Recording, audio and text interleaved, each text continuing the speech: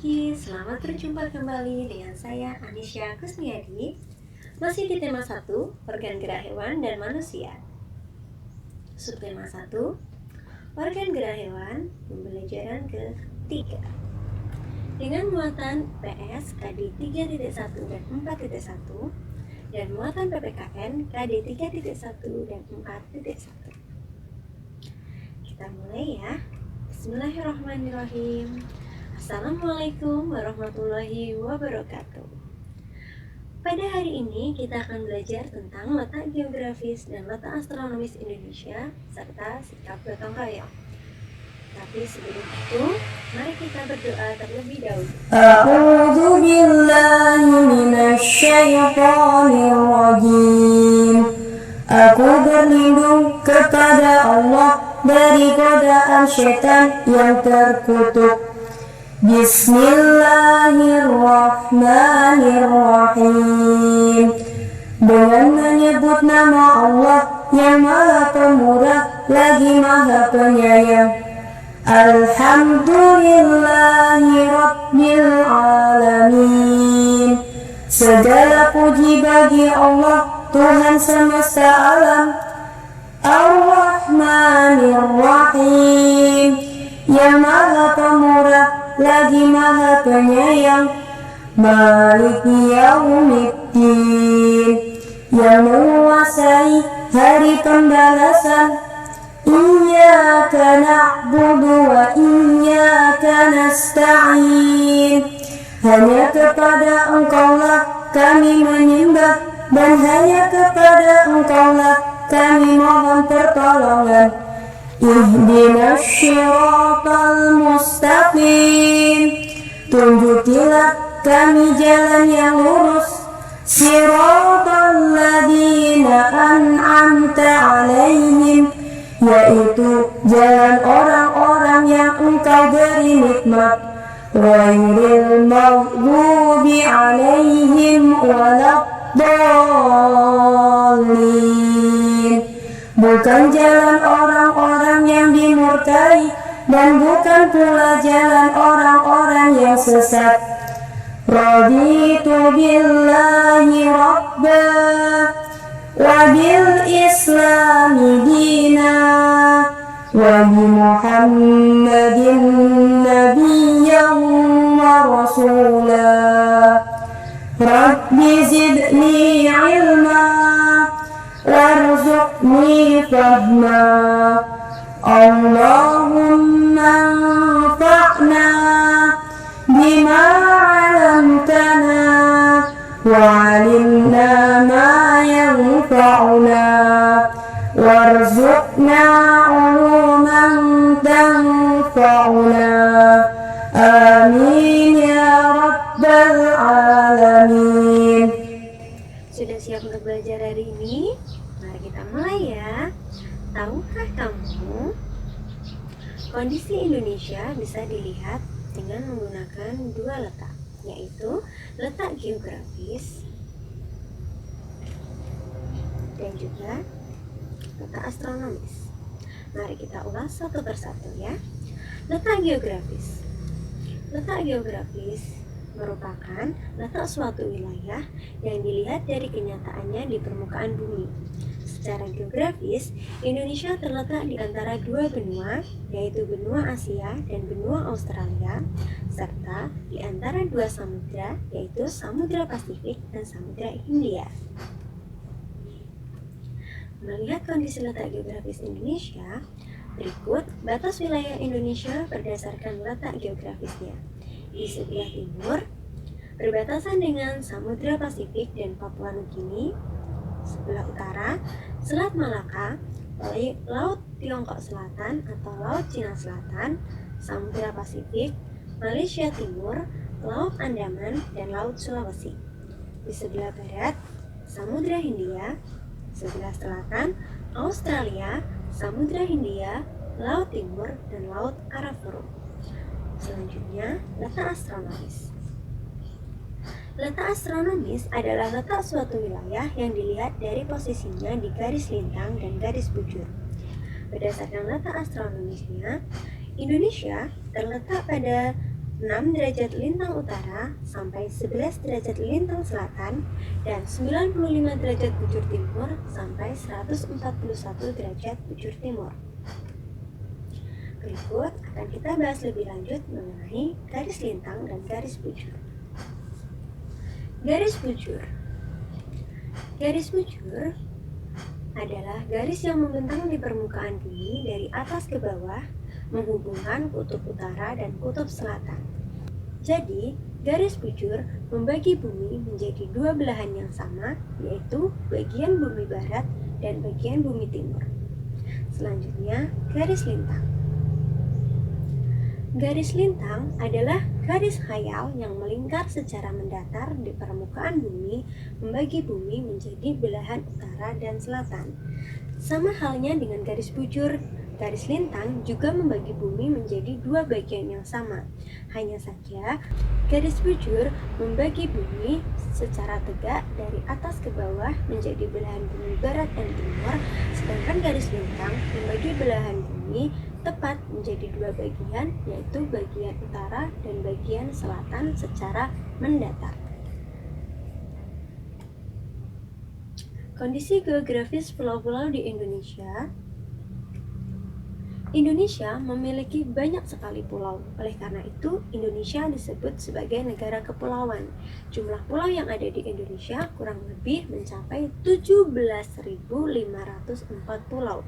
Dengan beberapa pulau besar di Indonesia, antara lain ada Pulau Sumatera, Jawa, Kalimantan, Sulawesi, Papua, Maluku, Bali, dan Nusa Tenggara. Mari kita bahas masing-masing pulau besar yang ada di Indonesia satu persatu. Pulau yang pertama, ini adalah gambar dari Pulau Sumatera. Pulau Sumatera memiliki luas wilayah 473.481 km persegi. Dengan batas wilayahnya sebelah utara, Teluk Benggala, Malaysia, Thailand. Sebelah timur, Selat Malaka dan Pulau Kalimantan. Sebelah barat, Samudra Hindia. Sebelah selatan, Selat Sunda dan Pulau Jawa. Dengan keadaan alam perairan seperti Selat Malaka, Selat Karimata, Danau Toba, Sungai Batanghari, Sungai Musi. Dengan beberapa gunungnya, antara lain Gunung Kerinci, Gunung Leuser, Gunung Merapi, Gunung Dempo. Pulau yang kedua yaitu Pulau Teng-Teng. Pulau apakah ini? Ya, ini adalah Pulau Jawa. Pulau Jawa memiliki luas wilayah 128.297 km persegi. Dengan batas wilayahnya sebelah utara, yaitu Pulau Kalimantan dan Laut Jawa. Sebelah timur, Selat Bali dan Pulau Bali. Sebelah barat, Selat Sunda. Sebelah selatan, Samudra Hindia, dengan keadaan alam perairannya antara lain Sungai Bengawan Solo, Sungai Cisadane, Waduk Jatiluhur, dan Danau Ranukumbolo. Dengan gunung yang ada di Pulau Jawa antara lain Gunung Salak, Gunung Merapi, Gunung Semeru, dan Gunung Slamet. Pulau yang ketiga adalah Pulau Kalimantan. Pulau Kalimantan ini memiliki luas wilayah 743.330 km persegi. Ini adalah pulau terbesar nomor 1 di Indonesia. Dengan batas wilayah sebelah utara adalah Malaysia, Brunei, Laut Tiongkok Selatan atau Laut Cina Selatan. Kemudian sebelah timur, Selat Makassar dan Pulau Sulawesi. Sebelah barat, Laut Natuna dan Pulau Sumatera. Sebelah selatan, Laut Jawa dan Pulau Jawa. Keadaan alam perairan di Pulau Kalimantan antara lain Sungai Kapuas, Sungai Barito, Sungai Mahakam, dan Danau Bangkau. Sedangkan gunung yang ada di Pulau Kalimantan ada Gunung Raya, Gunung Kinabalu, dan Pegunungan Squaner. Selanjutnya, Pulau Sulawesi. Pulau Sulawesi memiliki luas 174.600 km persegi. Batas wilayah Pulau Sulawesi sebelah utara, Laut Sulawesi dan Filipina. Di sebelah timur, Laut Maluku, Kepulauan Maluku. Sebelah barat, Selat Makassar dan Pulau Kalimantan. Sebelah selatan, Laut Flores, Nusa Tenggara Timur. Dengan keadaan alamnya, perairan antara lain Sungai Lariang, Sungai Poso, Danau Tempe, Danau Tautik. Dan gunungnya ada Gunung Latimojong, Gunung Kelabat, dan Gunung Lokon.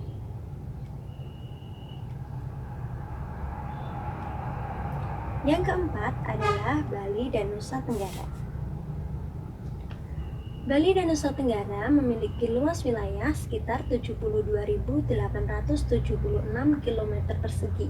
Dengan batas wilayahnya sebelah utara ada Laut Bali, Laut Flores, Pulau Sulawesi. Sebelah timur, Timor Timur. Sebelah barat, Pulau Jawa dan Selat Bali. Sebelah selatan, Samudra Hindia. Perairan yang ada di sana antara lain Sungai Petanu, Sungai Penet, Pantai Lombok, Pantai Kuta, Danau Batur, Danau Batu. Dan gunungnya antara lain Gunung Batur, Gunung Rinjani, Gunung Agung, Gunung Tambora. Dan yang terakhir ada Papua. Papua memiliki luas wilayah 319.036 km persegi dengan batas wilayah sebelah utara adalah Samudra Pasifik, timur Papua Nugini, barat Kepulauan Maluku, selatan Laut Arafura dan Australia. Dengan keadaan alam di Papua, perairannya antara lain Sungai Mamberamo, Danau Sentani, dan yang paling terkenal adalah Pantai Raja Ampat. Dengan gunung yang ada di sana adalah Gunung Jayawijaya yang merupakan gunung dengan puncak tertinggi di Indonesia. Ada Gunung Yamin dan Gunung Derabaru. Tadi merupakan kondisi geografis beberapa pulau-pulau yang ada di Indonesia. Mengingat Indonesia dengan memiliki banyak sekali pulau, maka Indonesia memiliki keanekaragaman adat istiadat, budaya, agama, suku bangsa yang sangat beragam. Untuk menjaga persatuan tersebut, maka Indonesia membutuhkan salah satunya adalah sikap gotong royong. Sikap gotong royong ini sesuai dengan nilai-nilai dalam Pancasila, yaitu sila ke-3. Dengan gotong royong, maka pekerjaan berat akan menjadi ringan. Selain itu, gotong royong merupakan kunci keberhasilan dalam pembangunan di Indonesia.